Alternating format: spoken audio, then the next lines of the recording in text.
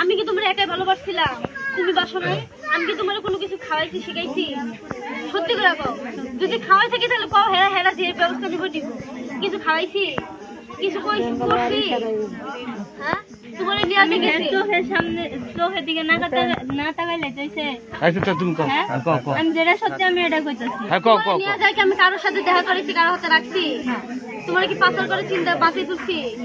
হ্যাঁ, তাহলে হেরা যে কিছু কইতেছে তুমি কিছু কও না, ঘরে বসে থাকো খালি। আমি আমার এনে কিছু করার সুযোগ দিছে, এরকম আপনারা এই যে দেখছেন, আপনারা ওর কথাটা নেওয়ার চেষ্টাই করেন নাই, খালি দোষ সবটাই আমার উপরে তুইলা দিলেন।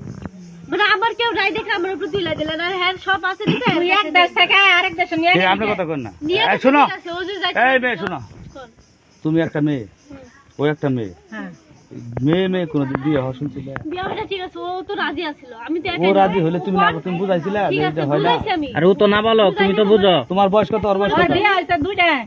ওর বয়স কত? তোমার বয়স কত? যথেষ্ট পরিমাণ বুঝে। আরে তো বিয়ে হইছে নাই। ওর বয়স কত? না চেনে পড়ে। তাহলে ছোট পোলাপান, তুমি ওর সাথে ও যখন বলবো। আচ্ছা, ও তো এরকমই বুদ্ধি হয় না একদম। তোর তো দুইটা বিয়ে হইছে, তোর আমি কত ভুলে। আপনি বললেন না এমনই তো মাথার মধ্যে, ওর তো কোনো বুদ্ধি একদমই নাই। আছে তো বুদ্ধি। আচ্ছা বুদ্ধি নাই। শোনো, সর্বশেষ তোমাকে তোমার দুইজনের আলাদা করা হবে। তুমি কোনোদিন চেষ্টা করবে না ওর সাথে যোগাযোগ করার, তুমিও কোনোদিন চেষ্টা করবে না, ঠিক আছে?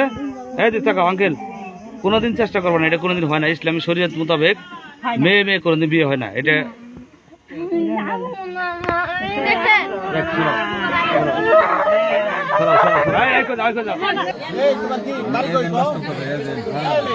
নারী বাসার গাড়ি দেন। হ্যাঁ, নারী বাসার গাড়ি ডাইরেক্ট হিসাব লেগে দেয়।